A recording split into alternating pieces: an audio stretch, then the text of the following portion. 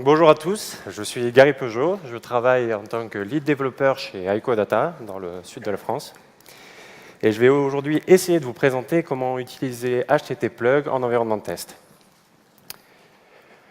Donc, pour ce faire, je vais démarrer par une présentation de ce qu'est HTTplug et son bundle.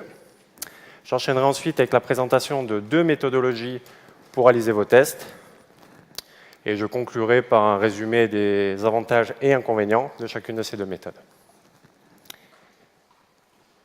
Donc pour démarrer, qu'est-ce que HTTplug? Il s'agit d'une librairie qui va vous permettre de faire de l'abstraction de requêtes HTTP.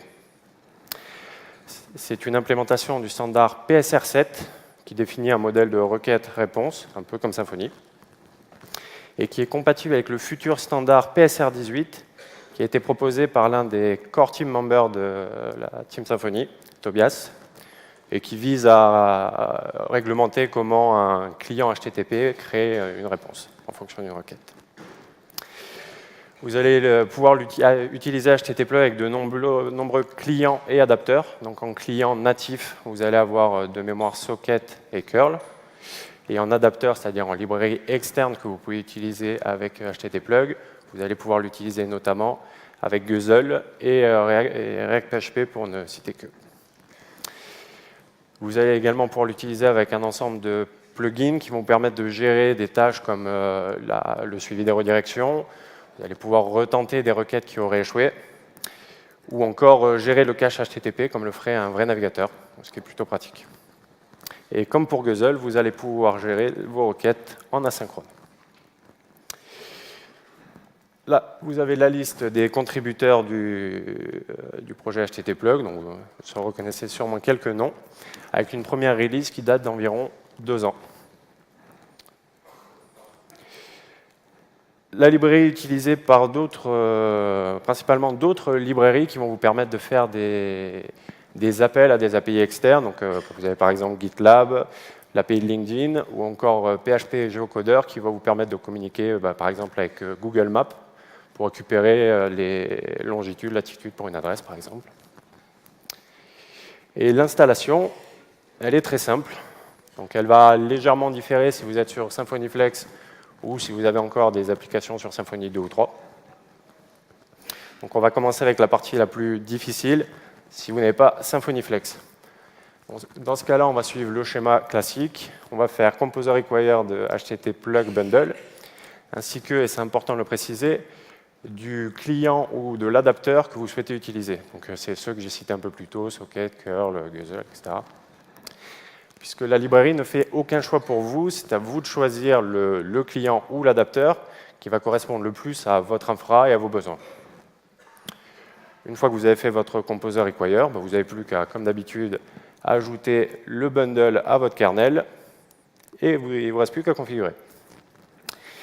Dans votre configuration, vous allez pouvoir définir un ou plusieurs clients avec une clé pour les différencier et les plugins que vous souhaitez utiliser. Donc, ceux que j'ai cités un peu plus tôt, vous allez également pouvoir ajouter une configuration pour mettre automatiquement le nom de domaine, ce qui est plutôt pratique puisque vous aurez juste à taper le chemin. Vous avez également là le plugin Logger dans cette configuration qui vous permet d'afficher dans le profiler et dans la debug toolbar les requêtes qui ont été passées, combien de temps elles ont mis à être exécutées, quel est le retour, etc. etc. Pour l'utilisation, j'ai repris un exemple de la doc. L'utilisation est assez simple, c'est en 2 étapes. Vous allez créer une requête et l'envoyer à votre client qui vous renverra une réponse. Les clients, vous le récupérez via la clé httplug.client.nom que vous avez mis dans votre configuration. Et vous êtes prêt à partir. Si vous utilisez Symfony Flex, l'installation est un peu différente, parce que sur le papier, la seule chose que vous avez à faire, c'est Composer Require HTTP. À partir de là, Symfony Flex va choisir pour vous un client, qui est par défaut le client curl. Donc si vous ne souhaitez pas utiliser curl, vous pouvez faire de mémoire Composer Require HTTP -unpack, et après vous pourrez supprimer Guzzle et supprimer curl, et remplacer par le client de votre choix, donc par exemple Guzzle, si ça vous tente. Et vous allez éventuellement ajouter un ou plusieurs plugins, donc tout ce que Symfony Flex ne peut pas deviner pour vous, l'ajout automatique d'un nom de domaine, est-ce qu'il faut retenter les requêtes, etc., etc. Donc pour résumer, HTTplug va vous permettre de séparer complètement votre logique métier de la logique de création, configuration de votre client. En particulier, si vous utilisez curl avec les méthodes avec les fonctions natives, etc., c'est quand même beaucoup plus simple l'utilisation. Ce qui va vous permettre de respecter le principe d'inversion de dépendance et d'avoir par conséquent un code qui est beaucoup plus solide. La librairie est dans son ensemble très simple à utiliser. Vous avez des interfaces qui définissent la plupart du temps une seule méthode. Donc, comme je vous l'ai montré un peu plus tôt, pour utiliser HTTplug, vous avez deux méthodes à connaître. Enfin, principalement une pour créer la requête, et après, celle pour l'envoyer, elle est relativement simple. Vous allez avoir une maintenance qui est facilitée, puisque si vous avez besoin de changer de client, vous avez juste un composer require à faire, et vous êtes prêt à partir. Et enfin, comme on va le voir, la librairie vous permet d'avoir un code qui est beaucoup plus facilement testable. Donc, quand on fait appel à des web services externes, et en particulier si on fait uniquement de la lecture de ressources, on peut être tenté de se dire que quand on lance ces tests, on ne va pas moquer nos appels au web service, c'est-à-dire qu'on va appeler directement nos serveurs de recettes, voire même nos serveurs de prod. Ça, je gagne du temps, je ne perds pas de temps à moquer des tests, puis j'ai des données de tests qui sont réalistes. Ça ressemble vachement à la prod. Mais je vais vous donner quelques bonnes raisons, la liste est évidemment non exhaustive et personnelle, de ne pas faire ça. La première des raisons, c'est l'isolation des tests. Si vous faites un appel sur un serveur externe qui, pour X ou Y raison, est indisponible, votre test va être marqué comme échoué, alors que votre code est potentiellement parfaitement valide. Donc vous brisez le principe d'isolation des tests. De la même manière, vous faites encourir un risque à ce serveur que vous appelez, puisque si vous testez votre code avec un outil de CI comme GitLab CI ou Jenkins, etc., que vous testez, disons, sur plusieurs versions de PHP avec des tests en parallélisé, potentiellement, vous allez envoyer un très grand nombre de requêtes sur un laps de temps très court sur le serveur, ce qui peut nuire à ses performances, voire dans le pire des cas le faire tomber. Il serait relativement dommage de faire tomber un serveur de prod pour pouvoir vérifier un changement de typo. En termes de, vous avez une question de performance aussi, puisque même si vous avez un serveur robuste en face qui peut répondre à vos requêtes, chaque fois que vous faites un appel HTTP, vous avez le temps de réponse qui va venir s'ajouter à votre suite de tests. Donc forcément, si on a une intégration continue qui met plusieurs minutes à s'exécuter, chaque seconde compte. On a également évidemment une question de sécurité, puisque si on fait un appel à un web service qui utilise de l'authentification, il faut stocker quelque part le nom d'utilisateur, le mot de passe. Donc si c'est en variable d'environnement, ce n'est pas excessivement grave. Par contre, si c'est stocké en dur et commité dans votre repo, ça devient déjà beaucoup plus problématique. Et enfin, paradoxalement, ça va rendre votre code beaucoup moins testable, puisque si vous faites de la manipulation de ressources, création, suppression ou modification, vous allez devoir architecturer l'ensemble de vos tests pour prendre en compte les contraintes de votre serveur, puisque vous allez vraisemblablement pas pouvoir supprimer la même ressource deux fois, potentiellement pas pouvoir créer la même ressource deux fois si vous avez des contraintes d'intégrité. Donc vous allez devoir faire votre suite de tests dans un certain ordre, et ça va poser des problèmes au niveau de testabilité, et ça peut même en amener, dans les cas les plus extrêmes, à vous dire cette partie-là, je ne la teste pas, ce sera pour la QA. Donc pour éviter tous ces inconvénients, on va étudier notre première méthodologie qui est l'utilisation du mock client. Donc on l'a utilisé à ICO pour s'authentifier sur une API externe. Alors là c'est une API Magento, mais ça pourrait être n'importe quelle API externe. On va vérifier via un guard que le nom d'utilisateur et le mot de passe rentré par notre utilisateur est bien valide, puisque les infos de l'utilisateur sont stockées sur un autre serveur.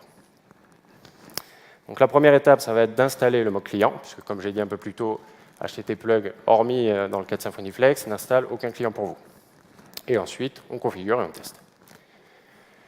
L'installation, on va faire un composer require de PHP HTTP mock client en dev, puisqu'a priori, on n'aura pas besoin en prod. Et à partir de là, il va se passer deux choses. Le bundle va détecter que vous avez installé la librairie mock client et va donc démarrer par créer un service public que vous pouvez récupérer via la clé HTTplug client mock et qui contiendra une instance du mock client. Le bundle va également créer une factory qui va vous permettre de récupérer cette instance créée par le service du mock client. Et c'est cette factory que vous allez pouvoir utiliser dans votre configuration de test pour, pour remplacer le client que vous utilisez par défaut, donc en dev et en prod, par le mock client. Donc dans votre configuration de test, que vous soyez sur Symfony Flex ou Symfony 2 ou 3, c'est le même principe. Vous allez remplacer dans HTTplug client et vous allez insérer le nom que vous avez mis pour votre client. Par défaut, sur Symfony Flex, c'est up. Vous allez remplacer ce nom, la factory pour ce client, par la factory HTTplug factory mock. Et donc à partir de là, dans votre environnement de test, le client aura été remplacé de manière totalement transparente. Vous n'aurez pas besoin de créer un setter ou un getter au niveau de votre service pour pouvoir modifier à la volée le client. Le mock client est assez simple à utiliser. Vous allez pouvoir ajouter une liste de réponses prédéfinies. Donc vous allez ajouter une ou plusieurs réponses qui seront déroulées dans l'ordre d'ajout. Donc première arrivée, première sortie. Vous allez également pouvoir ajouter des exceptions. Si vous voulez que les choses tournent mal, la première requête, il balancera une exception. Et si vous ne définissez ni réponse ni exception, par défaut, il vous renverra une réponse HTTP 200 avec un contenu vide. Pour ce qui est du code qu'on veut tester, donc on a notre Guard Symfony qui va nous envoyer un nom d'utilisateur et un mot de passe. Donc la première étape, ça va être de créer une requête. On va définir la méthode qu'on veut appeler, le chemin. Donc là, j'ai défini dans ma configuration un nom de domaine par défaut, donc je n'ai pas besoin de mettre l'URL en entier. Je vais définir mes headers et je vais envoyer encoder en JSON le nom d'utilisateur et le mot de passe. À partir de là, si le serveur me renvoie une réponse HTTP 200, je sais que l'utilisateur a saisi un bon mot de passe. Et si je reçois, et donc du coup, je peux récupérer un token que je vais utiliser après pour m'authentifier sur l'API Magento. Et si je reçois une 401, je sais que soit l'utilisateur s'est trompé de mot de passe, soit c'est un pirate. Donc pour tester ça, la première étape, ça va être de créer un mock de la réponse qu'on souhaite recevoir. Donc ici, response interface, c'est l'interface qui est donnée par PSR, donc le standard PSR 7, et on va utiliser deux méthodes.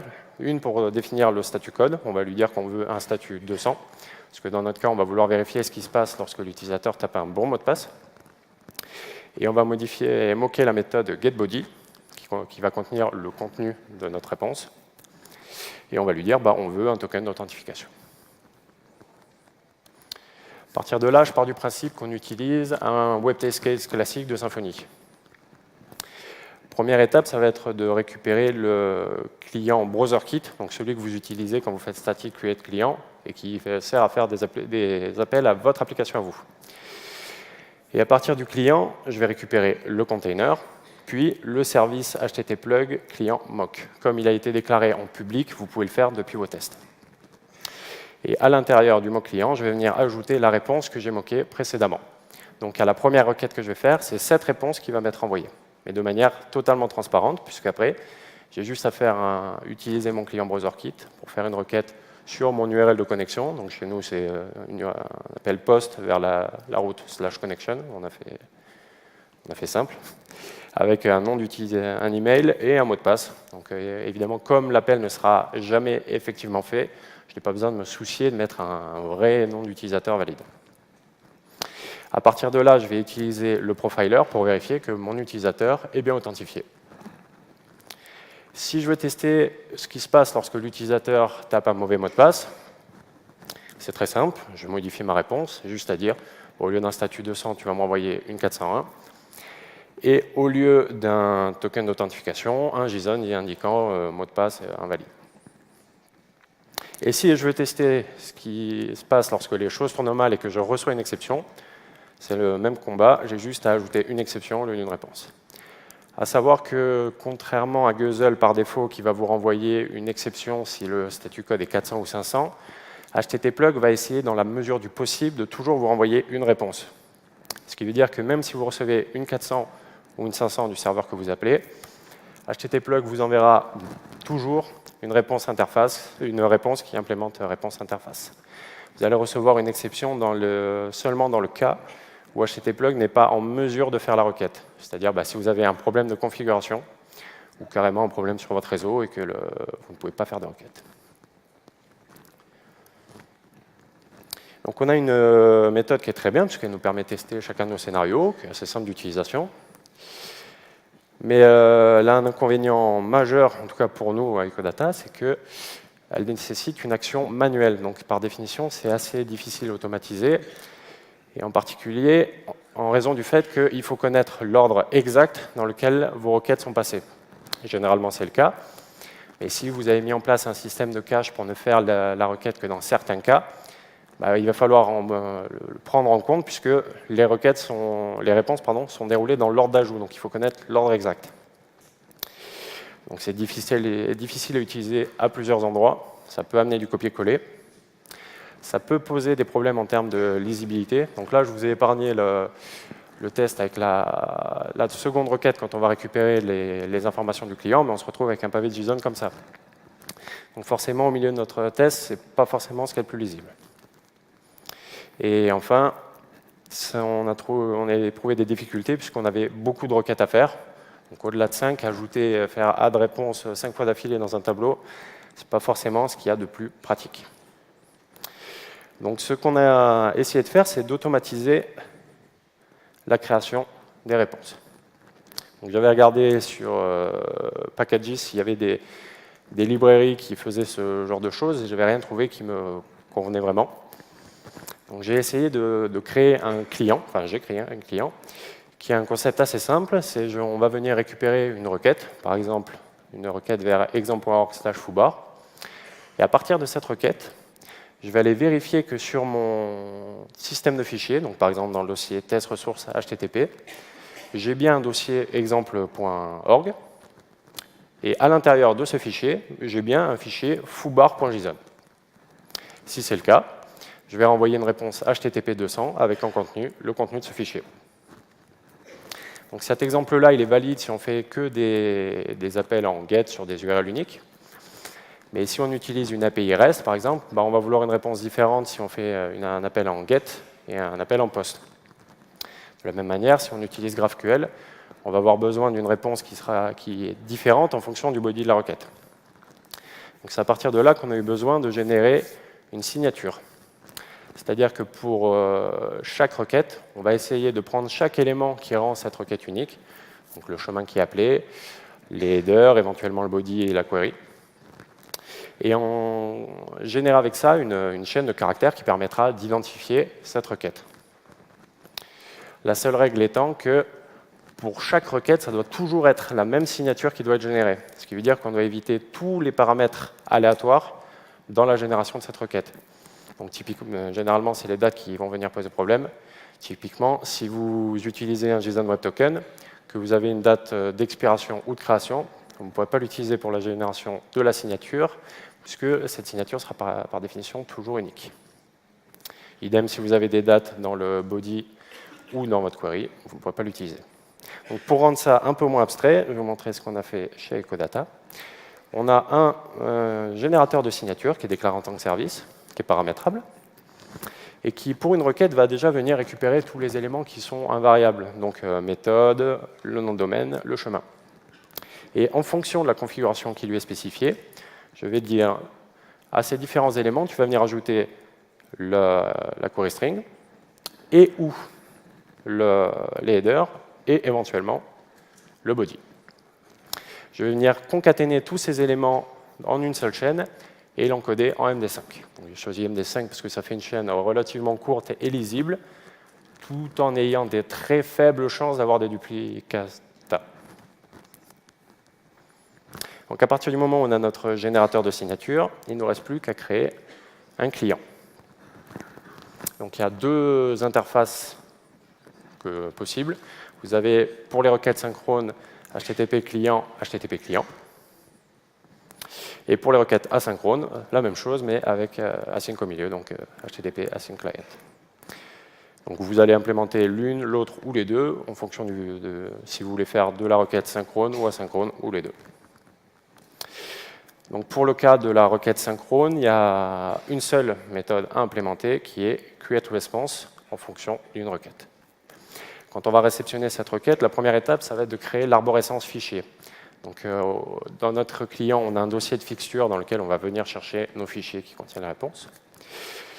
Et dans ce dossier, je vais venir créer, si besoin, toute mon arborescence. Par exemple, dans mon exemple précédent, si je fais un appel vers exemple.org, je vais venir vérifier que j'ai bien le dossier exemple.org qui existe, avec éventuellement un sous-dossier pour la méthode et un sous-dossier éventuellement pour le chemin qui est appelé.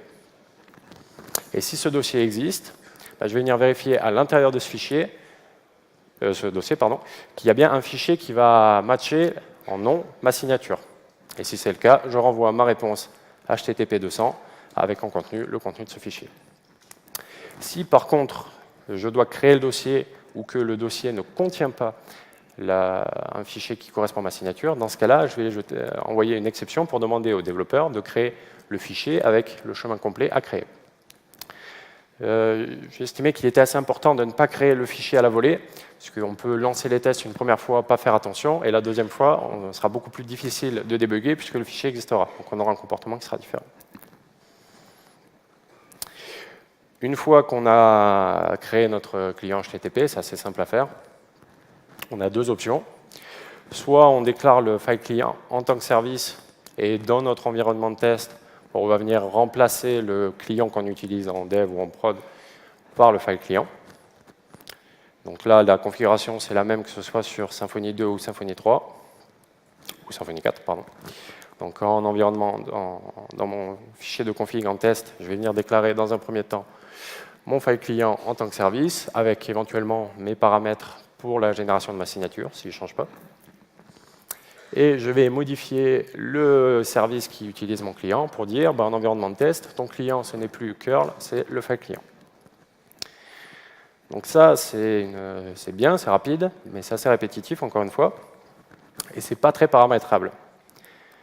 Nous, on avait plus besoin d'une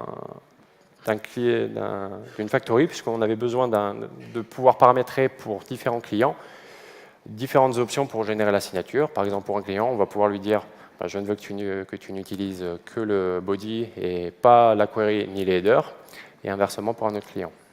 Idem pour le dossier de fixture, parce que si on appelle tout le temps les mêmes URL, et ça généralement c'est le cas, c'est bien d'avoir un sous-dossier par client pour avoir un truc qui est un peu plus lisible. L'objectif, c'était d'arriver à ce genre de configuration. Donc, je pouvais dire dans ma configuration de test, pour mon client foo, tu vas utiliser le dossier test ressources HTTP foo, et tu vas n'utiliser que la query. Par contre, pour mon client bar, tu vas utiliser le dossier test ressources HTTP bar, et tu n'utiliseras pas les headers. Donc, pour faire ça, il faut encore une fois créer une classe, mais ça c'est simple.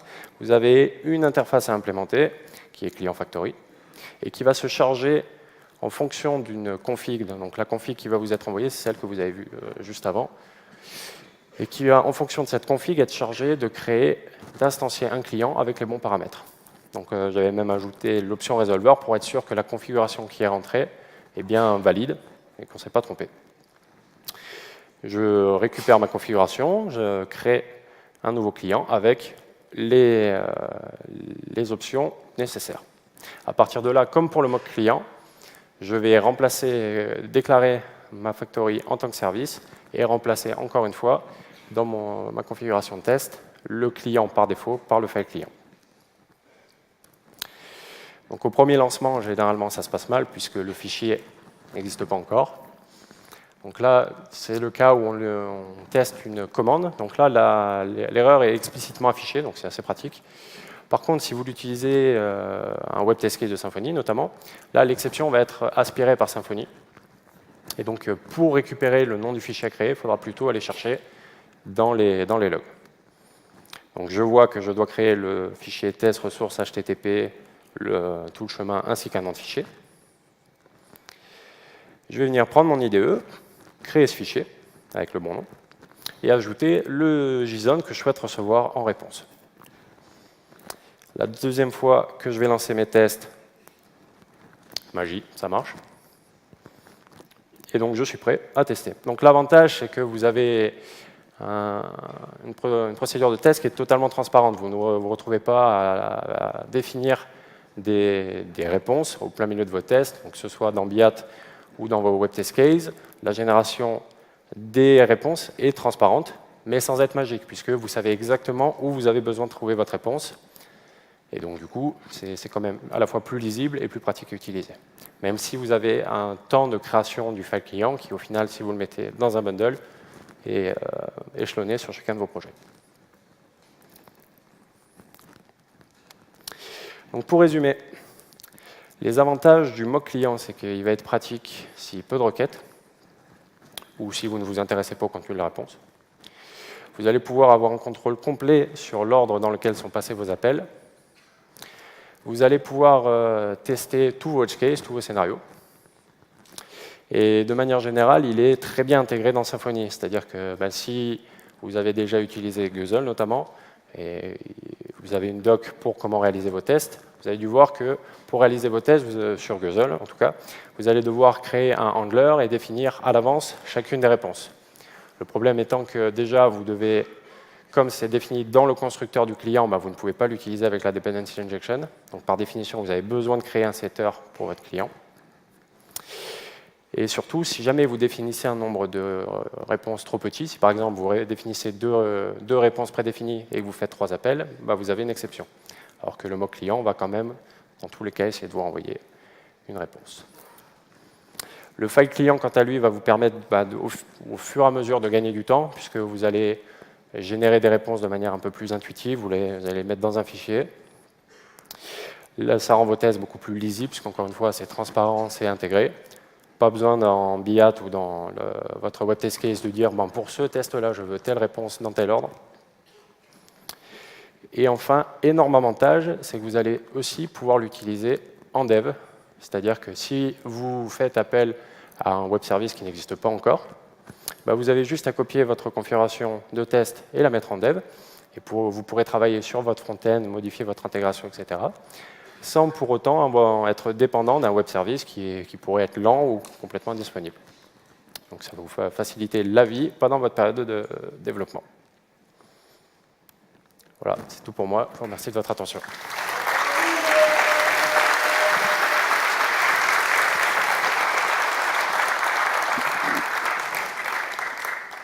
Je ne sais pas s'il y a des questions.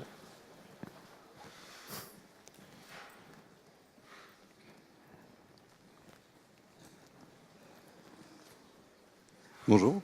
Bonjour. Déjà, merci pour ta conf. C'était vraiment sympa.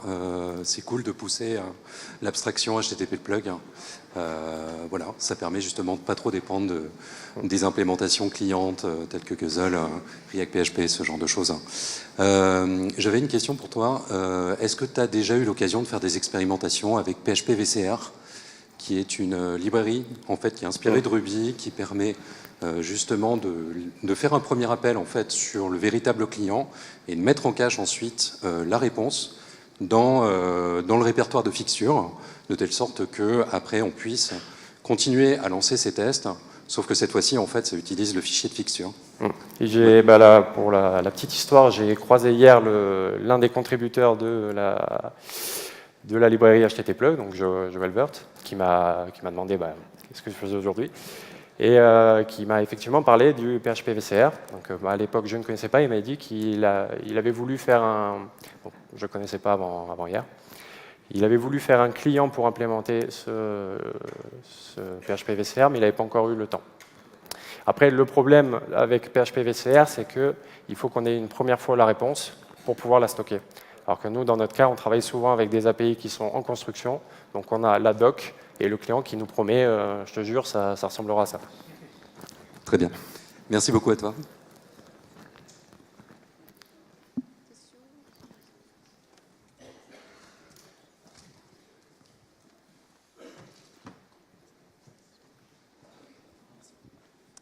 Bonjour, merci pour ta conf. J'avais une question en termes de lisibilité des tests.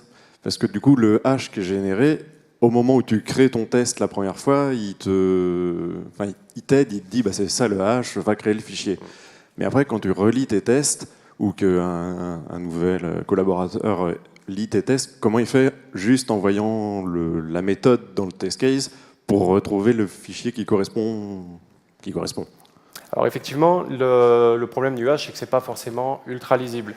Mais le but étant que, comme on fait une requête et que c'est une signature qui est générée à partir de cette requête, la première fois, le collaborateur va créer le fichier et ajouter la réponse, et les autres fois, il n'aura pas besoin de se soucier de ce nom du fichier, puisque c'est géré de manière transparente. Après, effectivement, s'il a besoin de le remplacer, en général, on n'a pas 36 000 réponses dans le dossier, on en a 2 ou 3, donc il faut un peu fouiller, effectivement.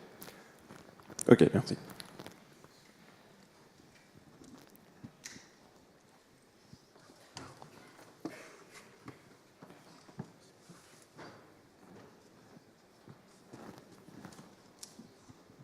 Bonjour, merci pour la conf aussi. On avait 2 petites questions. Sur la partie de la réponse, tout à l'heure tu as dit qu'on chercherait à envoyer toujours une réponse. C'était pas super clair sur la partie du code de réponse envoyé par le back-end. En fait, si jamais on a nos API distantes qui ne répondent pas, Oui. est-ce qu'on on forward tout donc est-ce qu'il y a quelque chose dans la... Je n'ai pas bien vu. Ok. Et l'idée, en fait, c'est de savoir si on pouvait utiliser ce mécanisme pour servir un stale state de la page pour ceux qui ont un mécanisme de cache. Alors nous, en fait, on va utiliser plutôt le file client pour faire de l'automatisation de la réponse. Donc on part du scénario petit poney où tout se passe bien. Et en gros, tout ce qui est test vraiment spécifique avec qu'est-ce qui se passe si j'ai une 400, qu'est-ce qui se passe si je veux chercher un bien à mettre en cache ou si j'ai une exception, là on va plutôt utiliser le mock client, parce que c'est des scénarios spécifiques. Là on a plutôt utilisé le file client pour gagner du temps sur la génération de nos réponses. Donc on part du principe qu'on recevra toujours une HTTP 200, même si ce n'est pas vrai. Derrière on a des tests unitaires pour vérifier que qu'est-ce qui se passe si j'ai une exception ou une 400. Je ne sais pas si j'ai bien répondu à ta question. En partie. La deuxième question, c'est à propos de... Est-ce qu'il y a un mécanisme de pouvoir mettre un pool de requêtes à une API, en fait, et moquer les retours de ces différentes API en parallèle? Alors, dans le mock client, en tout cas, il y a une liste de réponses prédéfinies, mais elles sont générées pas en fonction d'un callback, en fonction de l'ordre dans lequel elles sont passées. C'est ça qui est un peu dommage. Donc, vous avez aussi un tableau qui va stocker les requêtes, donc après on peut vérifier les requêtes qui ont été passées. Mais pour ce qui est de la génération des réponses, ce sera basé sur l'index, c'est-à-dire sur au moment où elles sont passées, quoi. Au moment où elles sont envoyées, quoi. Au moment où elles sont envoyées, voilà. Ouais. Et même combat, on a eu des petits pièges qu'il faut connaître, notamment si on utilise le web test case de Symfony. C'est qu'à chaque fois que vous allez faire, mais d'ailleurs je l'avais mis ici, troisième ligne, bon elle n'est pas forcément très lisible, mais j'ai mis client disable reboot.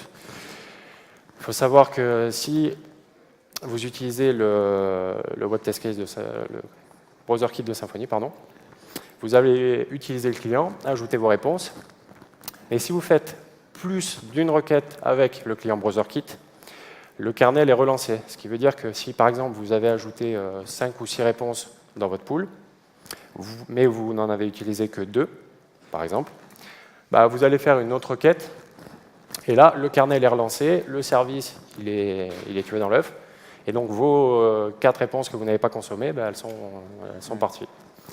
Donc si on ne connaît pas la petite astuce du disable reboot, ça peut même poser des problèmes à l'utilisation du mot client, puisque si vous définissez par exemple 5 réponses mais que vous n'utilisez que 2, les 3 autres c'est tant pis pour vous. Voilà. Merci.